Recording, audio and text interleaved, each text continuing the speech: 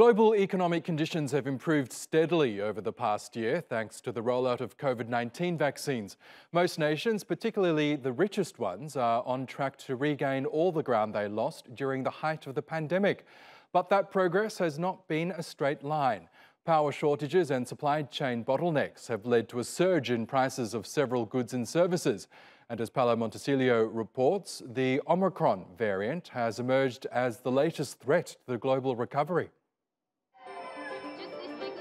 Scenes of jubilation at a Queensland airport, with families reunited after being forced apart for more than a year. Some Australian states reopened their borders this month as COVID-19 cases seemed under control. We haven't been on a plane for 18 months, so but just coming back, it's going to be exciting walking on the beach. The countries also started welcoming back international travelers, easing what have been some of the toughest restrictions in the world. Honestly, I didn't know that I could come back, but it was really nice when the flight was suddenly available. I want to study harder here. This return to normalcy has also played out in many other major economies. The IMF says global GDP will end the year up 5.9%. That follows an almost 4% contraction last year.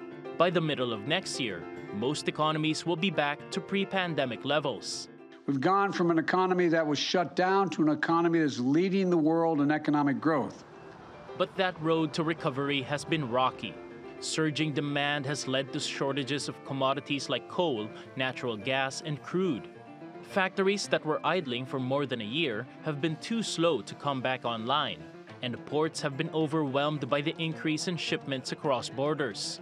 The inability of supply chains to meet the growing appetite for goods has resulted in higher consumer prices. Central banks in Asia, Europe, and the US are now trimming their economic support to tame inflation. There are, I have to say, signs of the inflationary pressures, which of course are difficult. Inflation at just over 5% is difficult. What we've been looking very closely at is how persistent it's likely to be. And there are signs now of more persistent price pressures, and that is a concern to us. To add to that, Omicron has thrown recovery roadmaps into disarray. Researchers say the new coronavirus variant is far more transmissible than the previous pandemic boogeyman, Delta.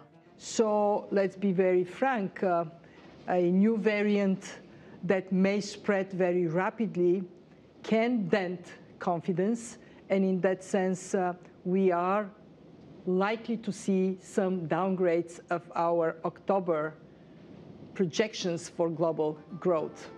In response, wealthy governments have started giving out booster shots to protect their populations.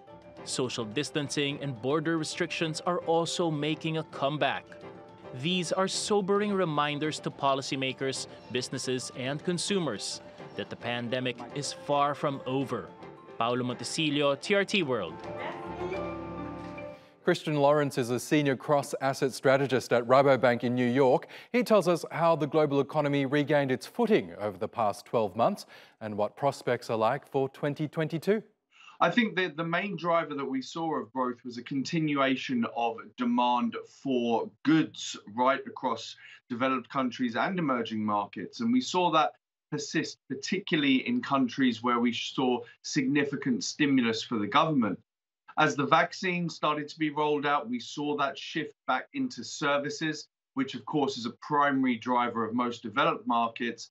And that return to some element of normalcy helps really drive growth right across the board. But of course, as we're heading into the winter months, fears over Omicron, we're seeing that starting to reverse slightly now. Well, we're seeing huge divergence amongst economies at the moment, particularly heading into 2022. And I think that's going to be a key theme right across markets, this differentiation between different countries. And it's not just about emerging markets versus developed markets. Instead, it is about the success of the vaccine rollout. It is about the strength of the healthcare system. It is about the amount of government and monetary stimulus that we saw supporting the economy. So there's a number of factors at play that are causing this big differentiation, but I don't think it's just developed versus emerging markets. It is more nuanced than that. We're assuming that Omicron is going to cause some lockdowns in Europe, some lockdowns in Asia, but isn't going to cause much in the way of lockdowns in the US. And of course, that is a big assumption to make. But if we do assume that, then I think we're likely to see the Federal Reserve raise rates twice next year. I think that US growth is going to continue above trend, albeit at a slower pace than 2021, but US growth in 2022 should be just above 2%. And high conviction calls, I will say that we are moving to a period of much greater volatility in interest rate and currency markets. But I think we're going to see the US dollar outperform in the currency space, no matter what currency we look at it versus. So US dollar outperformance is a strong high conviction call there.